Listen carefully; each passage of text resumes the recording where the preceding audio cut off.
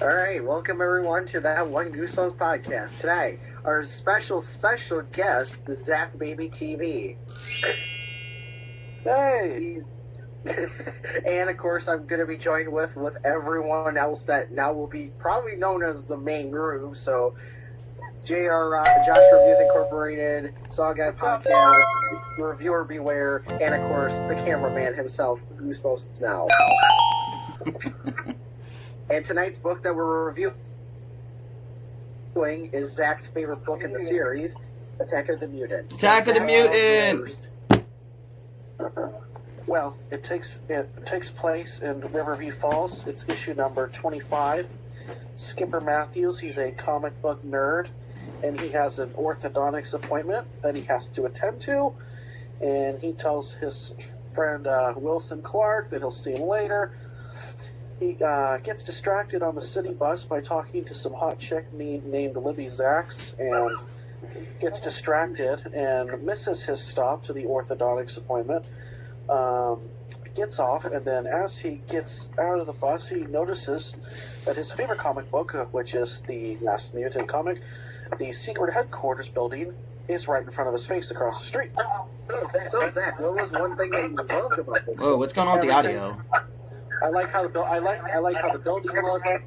I liked how they did the outfit for the Masked Mutant, especially his mask. Props were really good. I wish I could come across that cardboard stand-up of the Masked Mutant that they used when he was in the basement. Oh yeah. Somehow when he found all those drawings of himself in that big room, when she shows up, which is actually at the very end of episode 1, that leads into episode 2 because it was a two-part story. It was a two-part video for the story. I'll go. I will be right back. Continue. Honestly, I really liked about Attack of the Mutant. It did get a little bit annoying how he's criticizing his friend's hobby, but I was interested in Skipper as a character because I don't get annoyed with the dynamic of him being this elitist because I think it's more funny. And just looking at it from the perspective of how things like Marvel and DC are getting huge and comics are a huge collector's item, it feels like Attack of the Mutant excels in the novelty department. Also, the book finish is super strong. You got, when it's revealed Libby is the Masked Mutant, and you get the twist of he cuts his wrist. It's ink. For the sum of its parts, I know it's not one of the more popular Goosebumps, but I actually do think it's a very good addition to the series. I enjoyed the novelty of it. I enjoyed it. I'm going to go and step in real quick and just say, I really liked it. Yes. So, SaWGuY, go. I'm going to tell you, I lived in the whole time when this book and TV episode and everything came out, and I got to tell you, it's a timeless piece because everything that it was going through with comics at that time and how kids were, all about X-Men, Spider-Man. No one gave a shit about the Avengers at the time, but everybody was all about like DC Universe versus Marvel, and that's at the time when they started making those crossover comics with it that one year around in 96, 95. And I freaking love the story because that was me as a kid. You read the comics. People would talk shit saying, they're worthless, not going to do anything. And as you guys said, now that it's getting big, I honestly would see this as something where I would see Fox trying to get in and try to remake this, but they wouldn't call it Goosebumps. They would make it something like their own and have it kind of like tie into the Marvel Universe or DC Universe. I could see this as a spin-off as its own movie. But with that being said, Come on, the kid. story That's is my fucking chair. amazing. I mean... if you lived that time and lived it as a kid who liked comics and then you start seeing the stuff come to life, I mean, that's just no other better horror story than you could do with that. All right. Sorry, my roommate brought groceries home. Needed help bringing them in. I'm back.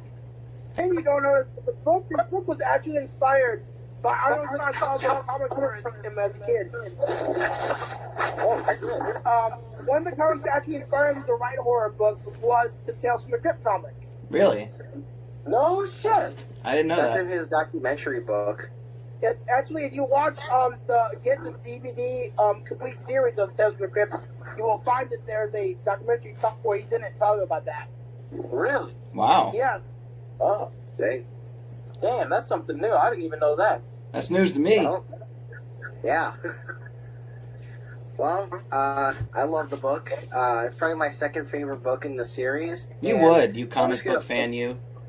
I'm gonna flex real quick. I got this for $1, and this is like a $150 comic. Get flexed on, people. Anyways, I love the book. I love the Masked Mutant. He's like my favorite villain because he's just very, very, very, very, very. You can tell like how much comic bookness you can see in him. I guess, if that's a word. Well, So- I gotta come in on this.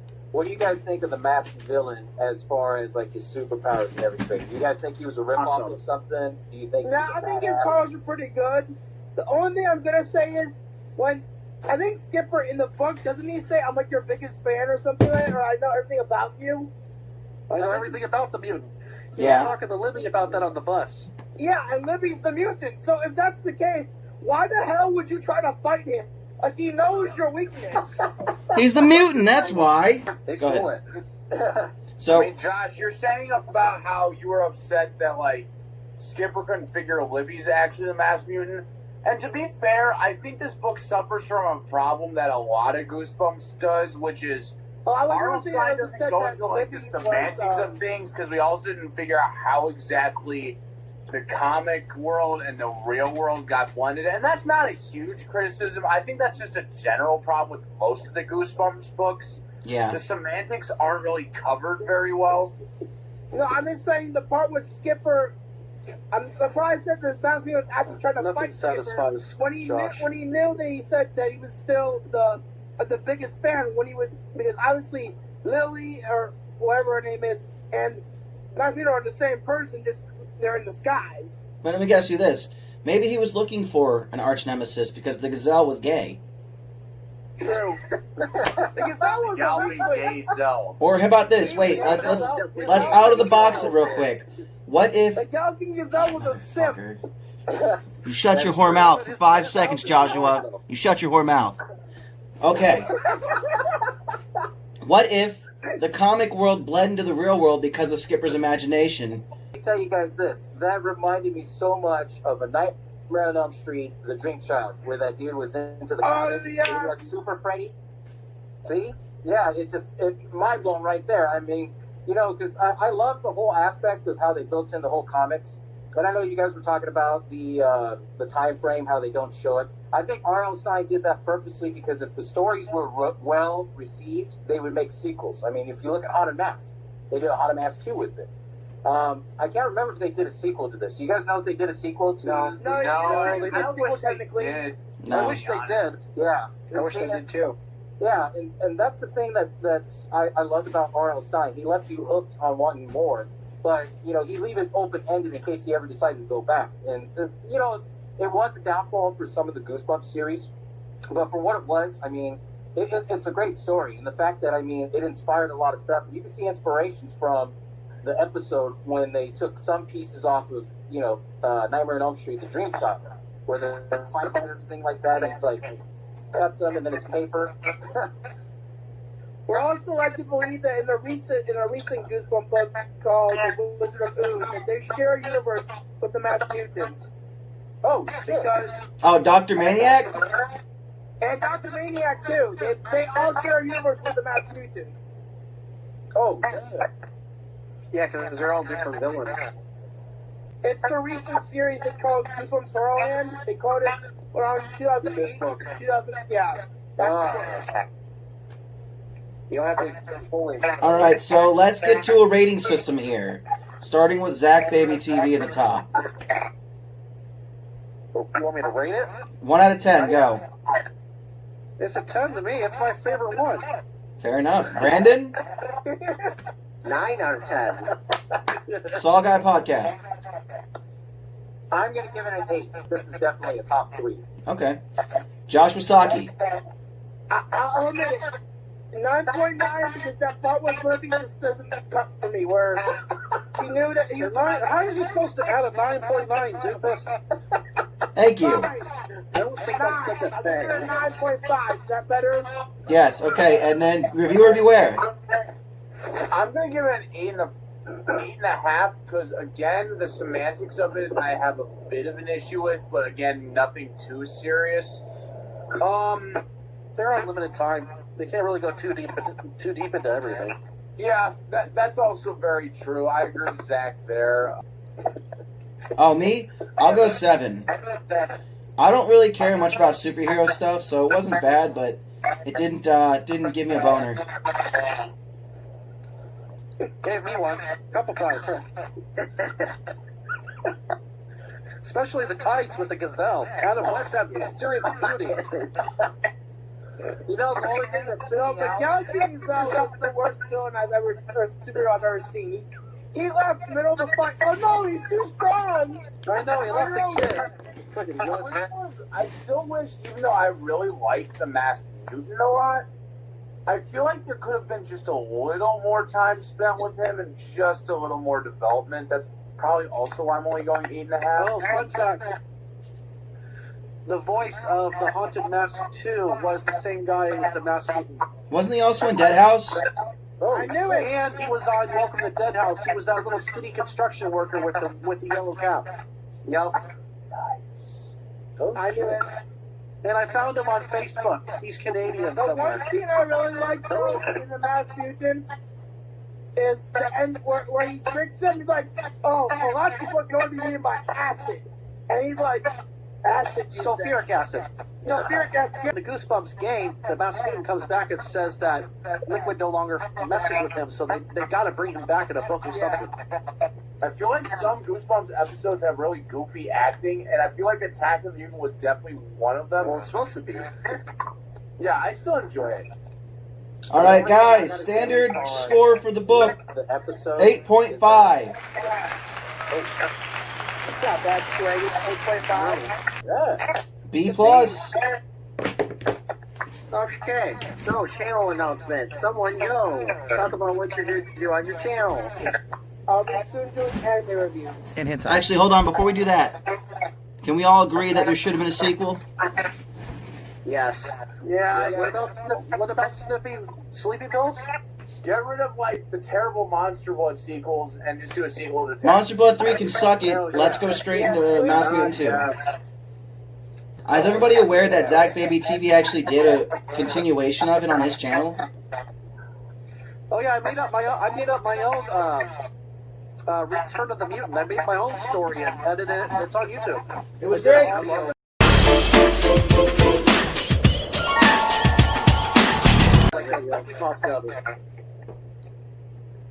It's only about 12 minutes long, but it's pretty cool. Channel announcement. Someone else go, please. Just had a live premiere of an hour long of like 15 scary stories, and I got one next Friday coming out. And then the following Friday, I got 24 dogman werewolf stories coming out. Jesus. Wow. Brandon, I'm on quarantine.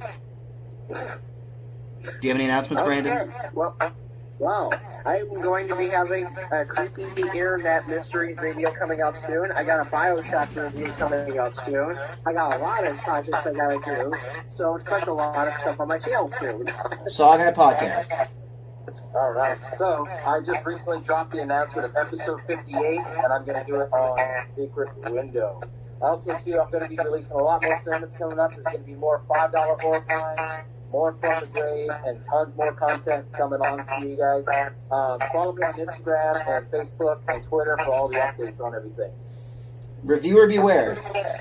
Well, what I've been doing is I still have... Luckily, I have 4 episodes in the to be released that have already been filmed, so no need to worry about that during this quarantine. And what I've also been doing besides Goosebumps is I have been replaying the remastered trilogy of my favorite game series of all time, Spyro the Dragon, and that will be reviewed and discussed on my channel. I am just currently playing it and working through it. Josh Wasaki, Josh Reviews Inc. Josh Reviews Incorporated. I'm going to be doing some anime reviews. Tomorrow I'm doing a live stream of Assassin's Creed Syndicate. We're going to do some more of the story and some side missions. And that's basically it. And Brandon, sign us out. Alright, well, this has been the podcast with no name, and we'll see you guys in the next episode.